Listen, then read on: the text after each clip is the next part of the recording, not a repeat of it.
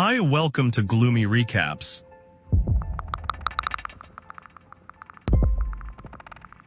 The story begins with the introduction of a woman named Jennifer, a young novelist who is searching for inspiration. In order to finish her work, she decides to leave the hustle and bustle of the city and isolate herself in a remote area, hoping to find the peace and quiet she needs to write. On her way to the cabin she rented, Jennifer stopped at a small shop to pick up the cabin keys. The cabin owner, a man named Earl, handed her the keys and gave her directions. Earl also reminded her that although the cabin was quite difficult to reach, the view and peaceful atmosphere would be worth the effort. However, as she continued her journey through the unfamiliar countryside, Jennifer felt confused.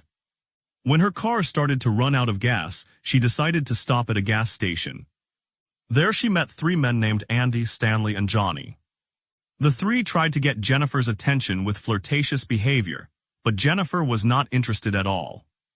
Instead, she only focused on asking for directions to her cabin. Seeing her beauty, Johnny tried harder to approach Jennifer. However, his actions ended awkwardly when he accidentally dropped a bucket of liquid on the floor. His actions provoked laughter from Andy and Stanley. Not wanting to linger there, Jennifer chose to leave, leaving Johnny looking down in embarrassment. After a long journey, Jennifer finally arrived at the small cabin that would be her home for the next few days. Without wasting any time, she immediately unpacked her belongings and began writing. The next morning, she decided to relax by the tranquil lake. However, from the direction of the forest across the lake, she heard faint sounds, the rustling of leaves and the crackling of broken branches, creating an eerie atmosphere. In the afternoon, while she was busy writing on the cabin porch, the strange sounds returned, this time coming from a small shed behind the cabin. Curiosity drove Jennifer to approach it. When she checked the contents of the shed, she found only ordinary tools and several containers labeled poison. She didn't think it was suspicious and returned to the cabin. While enjoying wine in the main room, Jennifer accidentally spilled her drink on her clothes. She immediately went to the sink to wash the stain. Without her realizing it, someone was secretly filming her while she was half-dressed. The next morning, while jogging, Jennifer passed an empty house that looked quiet and mysterious. Curiosity led her to enter the house. However, after looking around, she didn't find anything interesting and decided to continue her activity. Upon returning to the cabin, Jennifer intended to clean herself up, but her plans were delayed when the tap water turned brown and murky and the toilet suddenly became clogged. With no other choice, she called a plumber named Matthew to fix the problem. However, bad luck struck again. Her cell phone fell into the toilet, forcing her to use a hair dryer to try to dry it. When Matthew arrived at the cabin, Jennifer realized that the man seemed to have limitations in speech and intellectual ability. After he finished his work, Jennifer happily showed her gratitude by kissing Matthew on the cheek. This made the man feel awkward, and he immediately left with a red face out of embarrassment. Meanwhile, in the middle of the forest, three men named Andy, Stanley, and Johnny were gathering to go fishing. Stanley was busy recording their activities when Matthew appeared to join them. With great pride, Matthew recounted what he had just experienced, that Jennifer had kissed him. Unfortunately, Johnny doubted Matthew's story and didn't believe him. Stanley tried to convince him that Matthew's testimony was credible, because he was considered incapable of lying. Furthermore, Stanley showed evidence in the form of a secret recording taken of Jennifer the night before, which only made the situation worse. As a result, Johnny began to speak in a derogatory tone full of ill will towards Jennifer. She's not like that, John. You wouldn't know what to do with a piece-ass like that, you got it. The atmosphere grew even darker when Jennifer, who was resting at night, was startled by a strange occurrence, a dead bird lying in front of her door. Frightened, she took refuge inside the cabin and found her laptop open, displaying photos of Johnny and his friends, making clear the dangerous situation she was in. The tension escalated when Johnny and his two friends actually entered Jennifer's room and surrounded her with malicious intent. In an attempt to save herself, Jennifer lied about her boyfriend's presence to scare them off. But Johnny immediately mocked her, saying he knew it was a lie while making a snide remark about Jennifer and Matthew's relationship.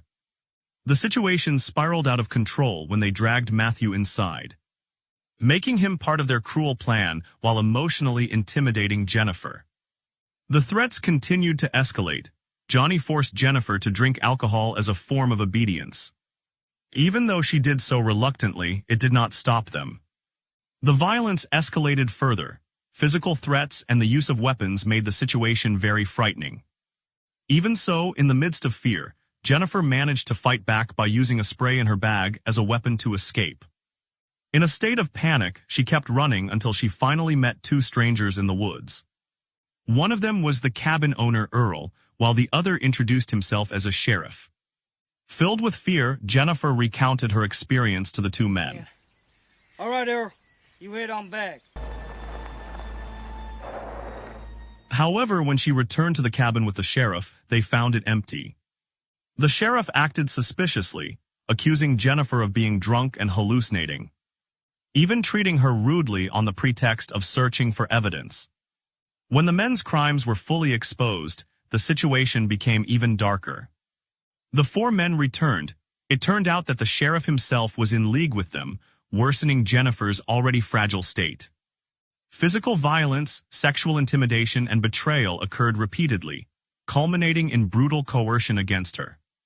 Amidst this suffering, the horror became even more apparent when the sheriff was seen going about his daily activities, such as taking calls from his family without a shred of guilt. Yeah, boy. After feeling satisfied, they left Jennifer in a pitiful state. Her body was covered in wounds, without a single piece of clothing to cover her, and with the last of her strength, Jennifer tried to stand up and walk away. However, shortly after leaving the cabin, the five men reappeared and blocked her path. They dragged Jennifer's weak body, submerging her head in the water, while the sheriff once again showed his dark side by attacking her again. Jennifer's screams of pain echoed, but none of them cared. After satisfying their cruelty, the men left her in a state of near death. Some time later, Jennifer finally regained consciousness. Her body was covered in wounds and dirt, but she gathered her remaining strength to get up. With unsteady steps, she walked towards a bridge that spanned the river. From a distance, the men watched her as they continued to approach without haste. The sheriff, overcome with panic, prepared his gun, intending to shoot Jennifer to cover up his crime. But before he could pull the trigger, Jennifer jumped into the fast-flowing river. They waited for her body to surface, but time passed and Jennifer was never seen again. Tension enveloped the sheriff, fear began to overwhelm him. In his panic, he immediately ordered his friends to destroy all traces of. Not a goddamn thing. Andy, you get on back to cabin, clean her shit up. Andy, torch it out and I'll rub numbers out. Burn that effing tape. Once everything was considered finished, the sheriff returned to his home. As if the world had never known the evil he had done, he was warmly welcomed by his wife and daughter as usual. That night he sat with his family with a calm face, without a hint of guilt. The next day, the sheriff returned the cabin keys to Earl, the owner.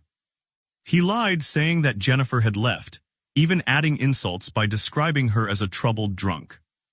Meanwhile, the lives of the other three men continued as usual, as if what had happened was merely a faint memory they would soon forget. But it was not the same for Matthew. Guilt continued to haunt him, making him increasingly depressed. Even when he was alone in the forest, he felt as if he could see Jennifer's ghost. A month later, a phone call from Earl shocked the sheriff. A woman named Barbara inquired about Jennifer's whereabouts because she had not heard from her in a long time. Concern began to envelop their neighborhood. The next morning, Stanley suddenly rushed to his friend's house with bad news. His camera was missing. And worse, he admitted that he had never burned any recordings of the incident. Johnny was furious upon hearing this confession. His anger exploded, and he beat Stanley up before Andy finally managed to break it up. The atmosphere of tension grew thicker. That night, Johnny sat alone in the living room watching television when a loud bang was heard from the front door of his house. When he opened it, there was only a dead bird lying there. Confused but disturbed, he went back inside to calm his nerves. However, not long after, a similar sound was heard again. This time, Johnny decided to go outside with a gun in his hand. In front of the door, he found something that made his body shiver, a pair of sandals worn by Jennifer during the incident, lying right in front of his eyes. Panicked and confused, Johnny immediately fired blindly into the pitch-black bushes. Although he tried to convince himself that someone was watching him from the darkness of the night, there was no sign of anyone there.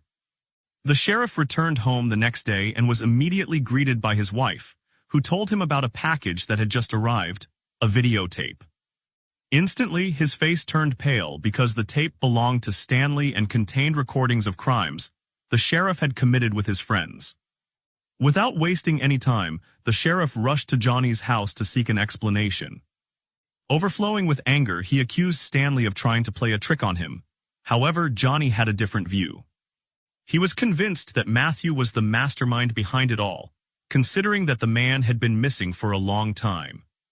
The sheriff then ordered them to search for Matthew in various places before leaving in a huff. I want him found, 10-8. That afternoon, Sheriff went hunting with the Earl. While they were resting, without saying much, Sheriff suddenly shot the Earl. The reason? The Earl was considered a dangerous witness, because he knew about the incident where Sheriff brought Jennifer back to the cabin that night. Elsewhere, Matthew felt deep regret as he stood by the lake near the empty house where Jennifer used to live. In the silence, he heard Jennifer calling his name. With heavy, trembling steps, Matthew went upstairs to check. Fear caused him to lose his balance and slip on the stairs. He fell and lost consciousness. When he woke up, Matthew found himself in a house that had long been abandoned. He was surprised to see Jennifer sitting on the sofa staring at him intently.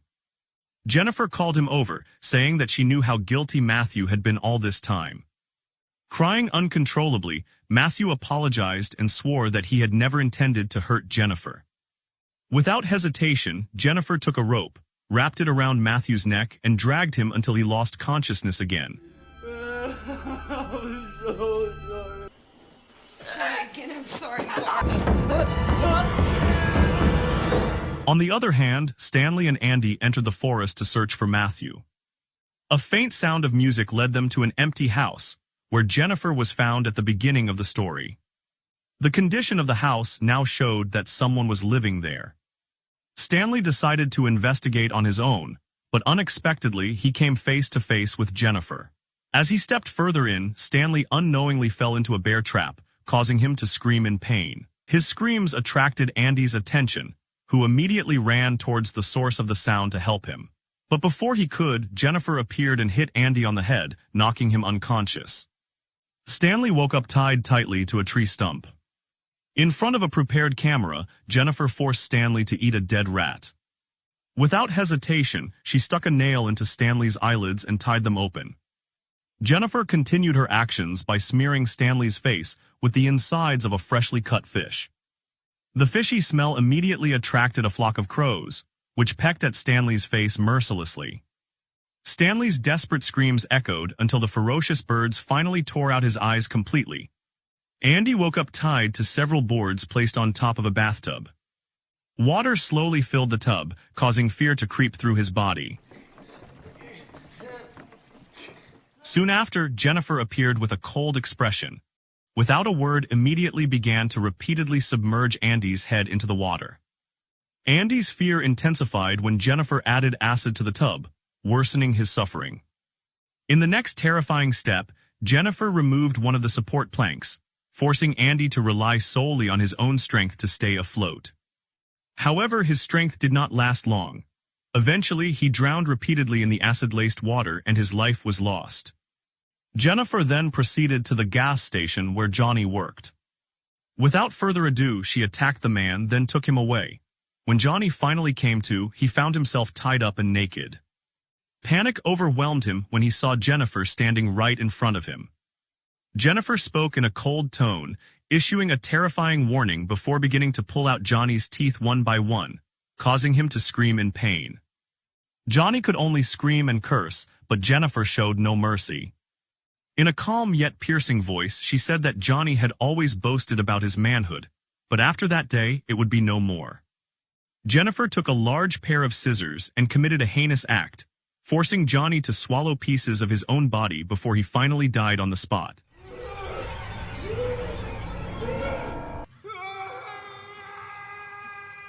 On the other side of town, the sheriff received a call from his daughter, who excitedly told him that her new teacher had come to visit their home. However, when speaking directly on the phone, the sheriff heard a familiar voice that made his blood run cold. The teacher turned out to be Jennifer. Calmly, Jennifer introduced herself to the sheriff, causing the man to panic immediately, thinking about the safety of his family. Rushing home, he found his house empty. His daughter had been taken away by Jennifer. The sheriff searched for his daughter all the way to the deserted playground, but he didn't find anyone. When he returned to his car, Jennifer appeared from behind and immediately attacked him. Sheriff then regained consciousness, bound in a wooden cabin with a rifle pointed at his back. Jennifer spoke coldly about how wonderful Sheriff's daughter was, while questioning how a father could live a normal life after committing such a cruel act against a woman. To worsen the torture, Jennifer pressed the barrel of the gun deeper, putting Sheriff under extreme pressure. So innocent. In her ongoing evil plan, Jennifer tied a rope to the trigger of the gun. At the other end of the rope was Matthew, an unconscious man sitting across the room. The rope was tied to Matthew's wrist so that if he moved, the trigger would be pulled. With fear in his heart, Sheriff begged Jennifer to have mercy and let him live. But Jennifer only smiled coldly before leaving the cabin. A few moments later, Matthew began to regain consciousness and moved without realizing the danger ahead of him. Before Sheriff could warn him of what was happening, the trigger was pulled, setting off the gunshot. Both men were killed instantly in the tragic incident.